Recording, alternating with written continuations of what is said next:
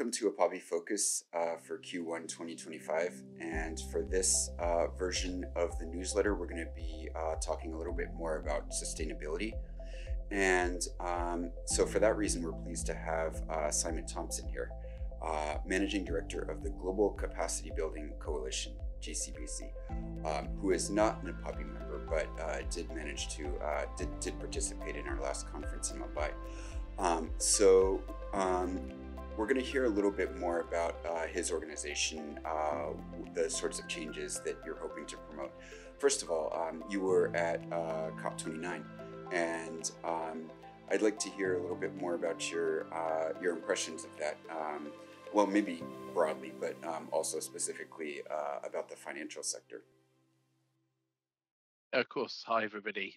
Yeah, although I'm not an APABI member now, many APABI members, I think, will know me from my time as Chief Executive of the Chartered Banker Institute. And of course, we are, I think, still APABI members. I'm still a fellow of the Institute, so I'll say we are.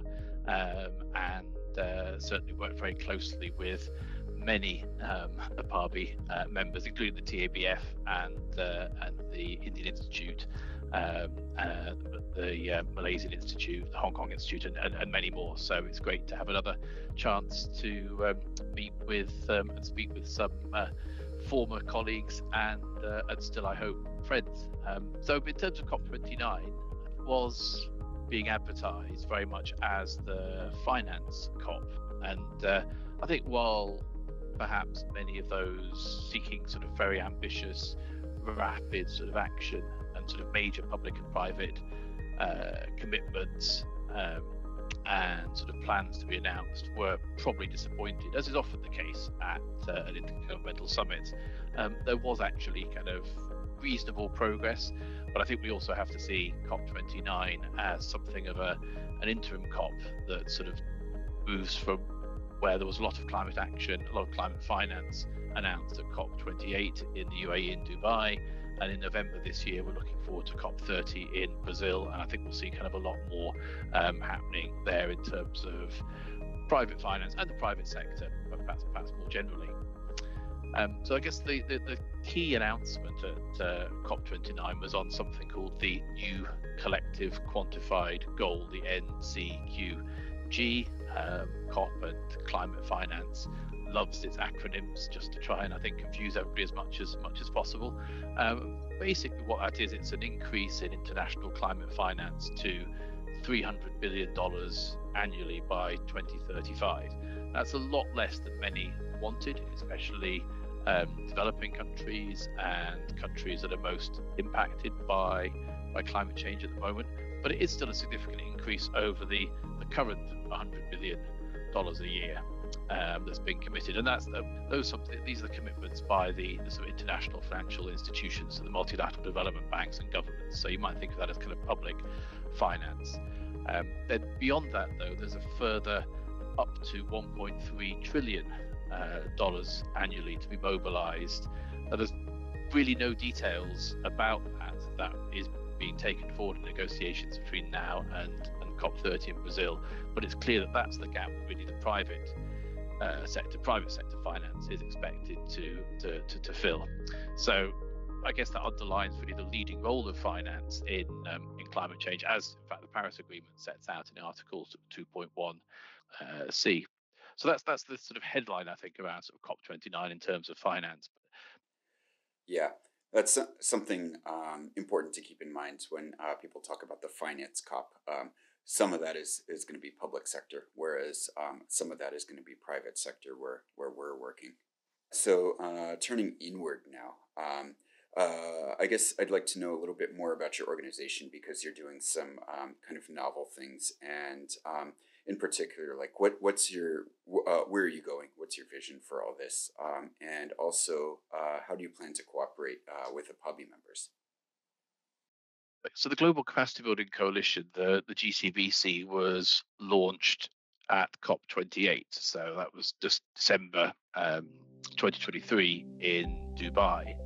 And we were really an unprecedented alliance of UN agencies, multilateral development banks, private finance initiatives, philanthropic organizations, brought together to convene the global capacity building ecosystem for climate finance, with a particular focus on emerging markets and developing economies. So the aim is, we won't be doing capacity building. There's a lot of capacity building out there. We want to bring together the major funders of capacity building and the major providers of capacity building to try and identify what's really working, and to try and help the funds and support for capacity building to flow to those programs and activities that are the most impactful in terms of mobilizing climate finance. And we've been going for about a year now, and over that year we've secured the support of more than 70 members now. So again, the major funders and providers of capacity building, and together with some sort of large kind of umbrella bodies that sort of sit above finance and finance professionals, of which kind of APABI would be a great example of an umbrella, of a regional umbrella body. And sort of in aggregate now, GCBC members encompass around 5,000 public and private financial institutions, some 160 financial centres and exchanges, and millions of finance professionals in almost every country in the world. And it's a very broad church. So we talk about finance professionals. This is bankers, investors, insurers, but also the many supporting professionals, so accountants, lawyers, sort of all the various professionals that are involved in the sort of financial value chain. And over the first year, as well as kind of growing the membership, our sort of major deliverable was the launch of the beta version of the GCB's digital capacity building platform, which showcases capacity building resources shared by members. That's freely available to anybody in the world who wants to use it. So individuals, financial institutions, educators as well. So I'd certainly encourage APABI members to use it. It's currently available in 8 languages, all 6 UN languages, plus Portuguese and Indonesian. And we're gradually building that out with more and more resources. So this year we're adding learning pages with a whole range of foundation online learning for climate and sustainable finance, and certainly I think that'll be of interest to many APABI members. And the other 2 big initiatives you'll see us working on this year. Firstly, later in the year we'll be launching a capacity building catalyst competition to identify and showcase the most impactful, the most innovative, and the most inclusive capacity building providers and programs. So that's something where, if APABI members are particularly proud of some of the work they're doing, they may want to use the competition to help showcase that. And we're also doing a large amount of research and thought leadership to try and identify what actually does work in terms of capacity building, because surprisingly there's not much evidence out there as to, we assume it works, but there's very little evidence of what really works and what is the most impactful. And if we can identify what that is and help share that, then it will help the funders fund the most impactful activities, and it will help technical assistants, education providers and others design and deliver activities that really can help unlock climate finance.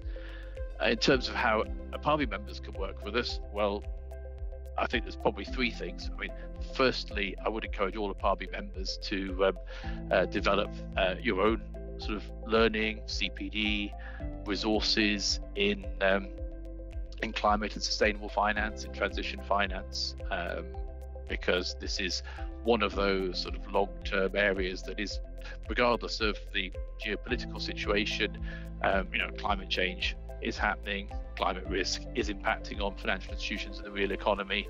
There are many opportunities in transition, and it's really important that we educate finance professionals about this. So we encourage you to develop your materials, and if you can, come and join the GCBC and share your materials with others around the world.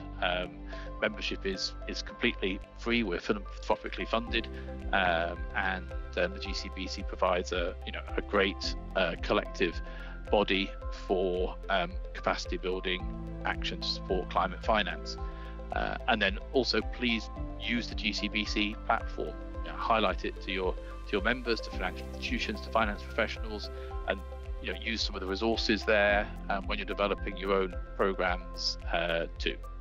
And let us know what you think, because the more you tell us about how we're doing, the better we can make the platform, and the more effective and impactful we can make the GCBC. Okay, well, thank you for participating today, and we look forward to seeing more of your work. That's great. Thank you, and look forward to hearing from many APABI members in the near future too. Very good. Bye. Thanks. Bye-bye.